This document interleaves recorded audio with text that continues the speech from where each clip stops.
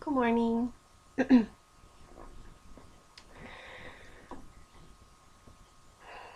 was watching a video yesterday about how the English language is used against us, and it's also used to mock us. It's also used for spellcraft.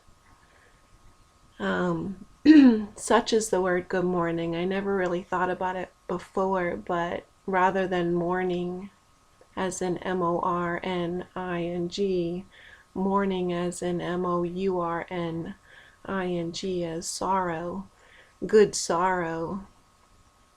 And when people usually mourn, they mourn over the death.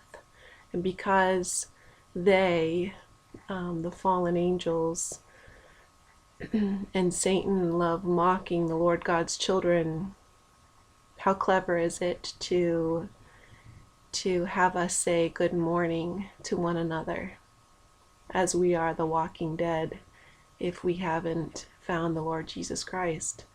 But knowing this truth, I still want to say good morning as in morning, because I think it has a good ring to it. I think it sounds pleasant, a good start to one's day. And I mean, I could say rise and shine, as we are the light. Rise and shine. Maybe I'll change it to that, I don't know. But good morning to me hasn't lost its pleasantry, even knowing the truth. So today, I wanted to read Matthew chapter 22, verses 37, 38, and 39. Which, to those of you who are familiar with scripture, you will be very familiar with this, but I'd like to hopefully plant a good seed for others who may not think or see things the same way I do. So I'm just sharing my testimony. That's what we are to do. Share our testimony, share our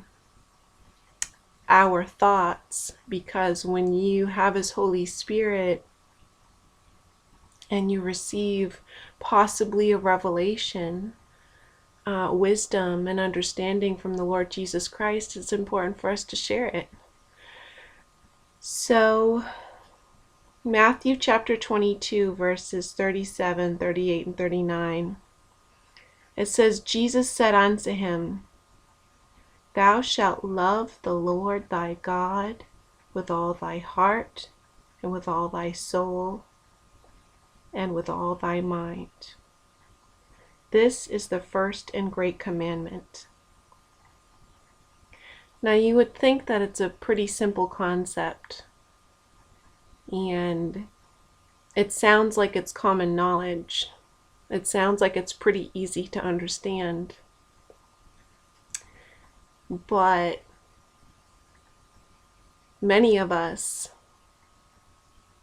when we get emotional and our feelings get hurt, we tend to run with our emotions, and we tend to act upon the hurt that we feel.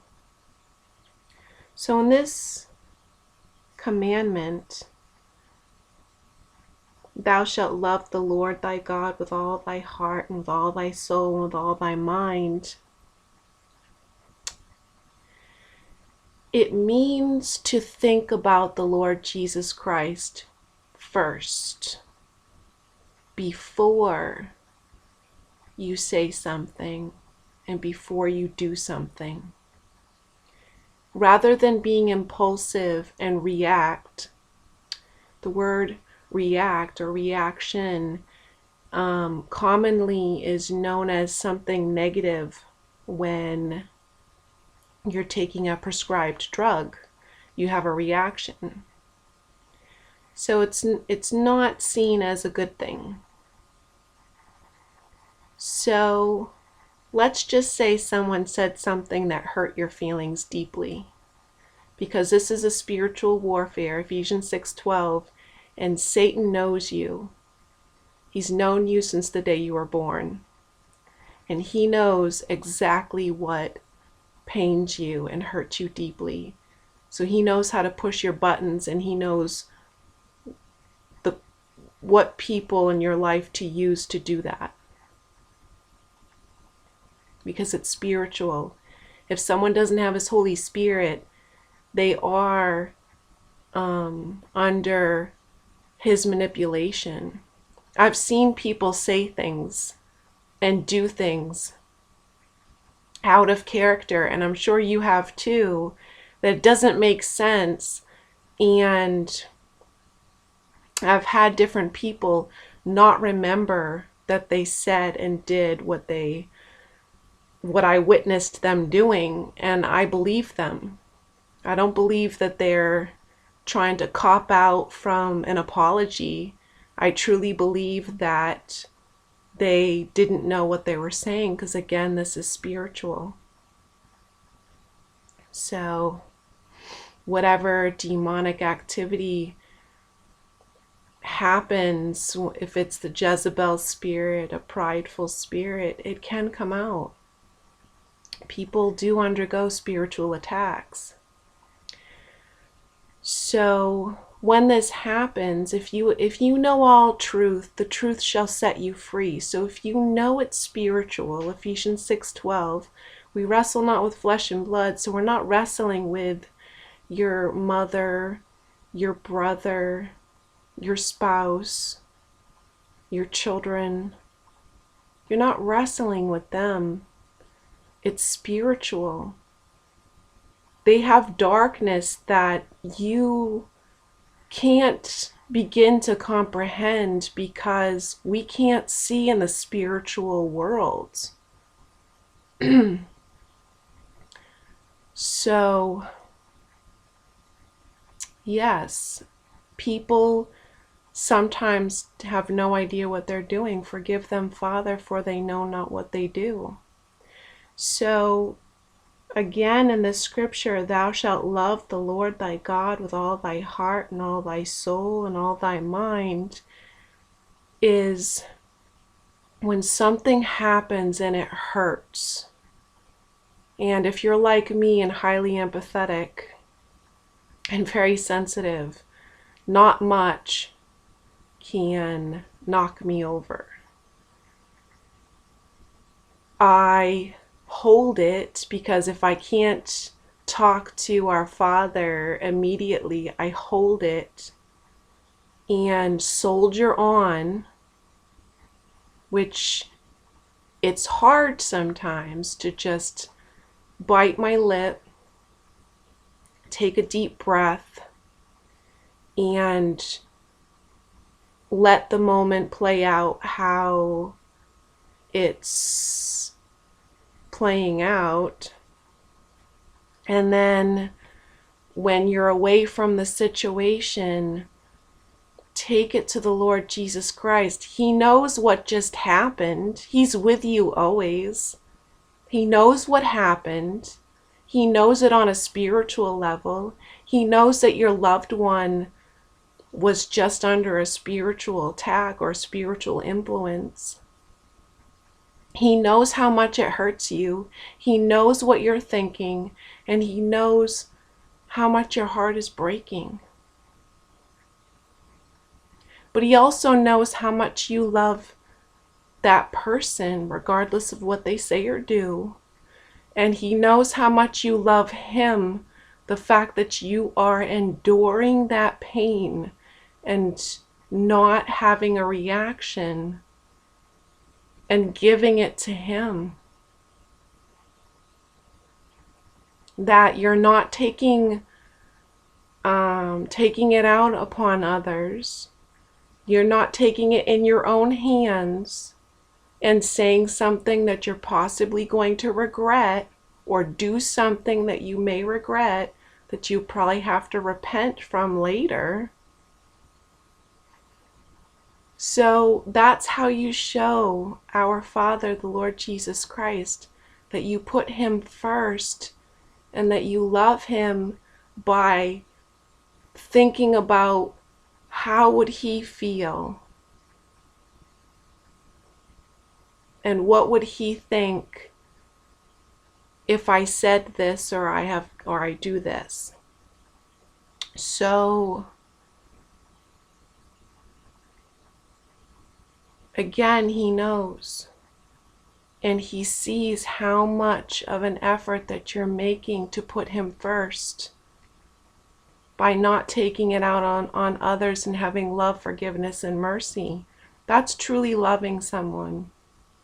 Loving someone and loving certain people can be very, very difficult, especially when they don't understand that it's spiritual and they don't even understand what they're doing. And you're watching it,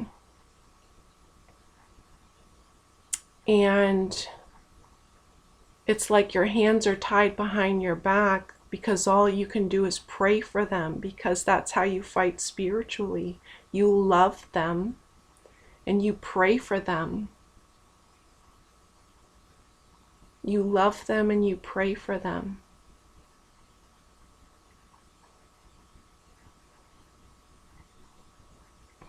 So the next part is, and the second is, like unto it, thou shalt love thy neighbor as thyself.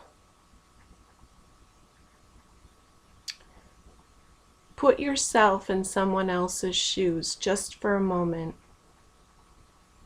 Think about the fact that, look at it this way. Imagine you're not awake to the truth. Imagine you don't have his Holy Spirit, that you are of the world, because at one time you were. So go back to that moment. And because it's spiritual, you feel irritated. You feel anxious. You feel this darkness and this sadness that you can't explain. And just imagine, like, when you used to feel that way, what would you do? Well, I can tell you what I used to do. When I had moments where I felt depressed and sad and angry, I'd look around at my surroundings, because I was like, well, I have to have a reason why I'm depressed or anxious, sad, or angry. And I would look to the closest person. Now again, think about this, it's spiritual. I'd look to the person that's closest to me, that is in my, who I'm surrounded with, and I would try to reason, well, then this person is probably what's irritating me or what's making me sad or making me depressed. So you would go through a list of things that they do that you don't like, and you start taking it out on them, because you have all these feelings that you don't know what to do with. So you just pour it out to the closest person that's near you, whether it's your kids, your spouse, your friends, whomever. It's spiritual, but you don't understand it because you don't have his Holy Spirit. That's what people around you are going through. That's what you used to go through before the Lord Jesus Christ plucked you out of the world, gave you his Holy Spirit, opened your eyes to truth to show you that it was all spiritual. It's all spiritual. Nothing happens carnally unless it was influenced in a spiritual way, one way or the other. And again, because they don't have his Holy Spirit, they don't have that comfort, that peace, and that support like you do. So when they're feeling all those feelings, they have to let it out on someone. And if you happen to be the closest person, that's what they may do. And I know it hurts, but because you know truth that it's spiritual and it's not something they can truly help, how you can help is pray for them, ask our Father to have mercy upon them, and love them. Simply love them. That's it. When they get angry and upset, let them allow it to play itself out, and let them know that you haven't changed the way you see them. Your feelings haven't changed for them. That's how you love them as you love yourself, because I know that you, if you were in that situation still, you'd want somebody to be there to be consistent and love you like that. That's how the Lord Jesus Christ teaches us how to love people, is to be consistent, to be there no matter what. I'm not saying to take abuse from others, but understand where the abuse is coming from. And if you have to pray for them from afar, then so be it. But still love them and pray for them. That's how you love our Father, by loving others. Truth. So I hope I planted a good seed. I hope it made sense. I don't talk to very many adults. So, yes, again, I hope it was helpful. And I hope it gave you another perspective. And it helps you with your walk. How you love our Father is you consider his feelings, his view, and his thoughts before you say something and before you do something. Because that shows that you're putting him first. So I love you, and God bless.